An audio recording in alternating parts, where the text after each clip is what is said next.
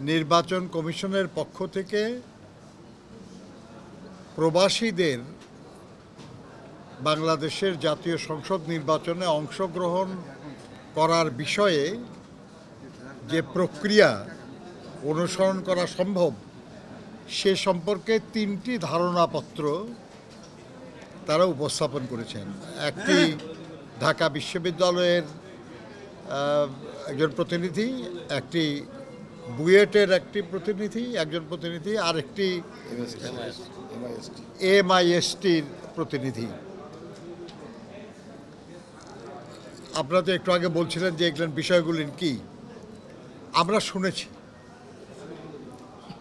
আমরা শুনেছি এবং বিভিন্ন রাজনৈতিক দল তাদের অবস্থান ব্যক্ত করেছেন।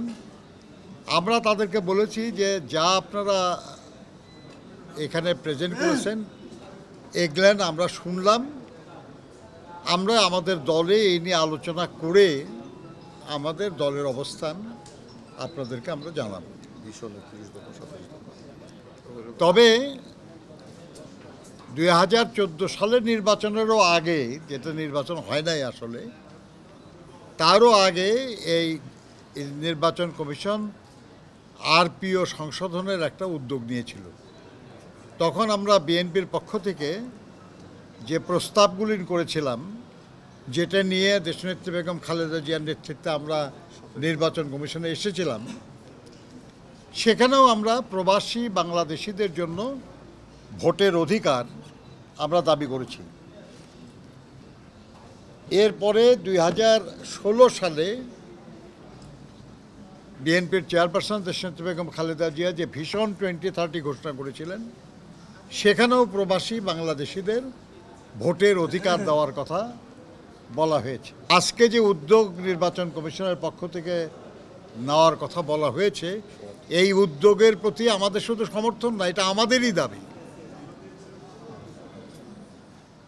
এবার প্রধান উপদেষ্টা বলেছেন নির্বাচন কমিশন এই ব্যাপারে উদ্যোগ নিয়েছে, আমরা ধন্যবাদ জানাই তাদের। কিন্তু এটা আমাদের সমর্থনের প্রশ্ন না, শুধু এটা আমাদের দাবি বাস্তবায়ন হচ্ছে বলে আমরা খুশি।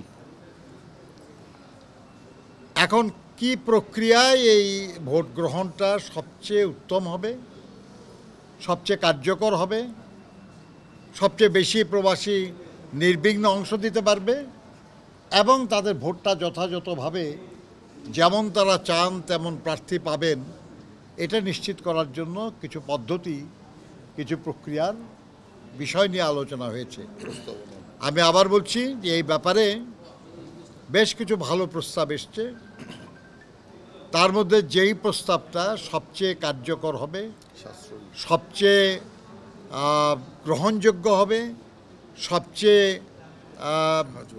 আধুনিক হবে, বাস্তবায়নযোগ্য হবে এবং সবচেয়ে সাশ্রয়ী হবে, কারণ আমরা খুব অর্থবান জাতি না, আমাদের মানুষের কল্যাণের জন্য অনেক কিছু করা আমাদের বাকি। সেটাও আমাদের বিবেচনা করতে হবে যে ধরনটা সবচেয়ে সাশ্রয়ী হবে সেরকম ধরনে এবং সহজলভ্য, সহজবোধ্য এরকম একটা প্রস্তাব আমরা আমাদের দলের পক্ষ থেকে করব। আমরা বলেছি যে প্রবাসী বাংলাদেশিদেরকে জাতীয় সংসদ নির্বাচনে অংশগ্রহণ করার সুযোগ দিতে হবে, ব্যবস্থা করতে হবে। কিভাবে করবে এই নিয়ে আলাপ করলেন তারা কিছু প্রস্তাব করেছেন, 3টা প্রস্তাব। এর মধ্যে কোন প্রস্তাব কিংবা কোন প্রস্তাবের কোন অংশ, তাই না, এটা তো কোনো রিজিড ব্যাপার না আর কি, আমরা আলোচনা করে জানাবো।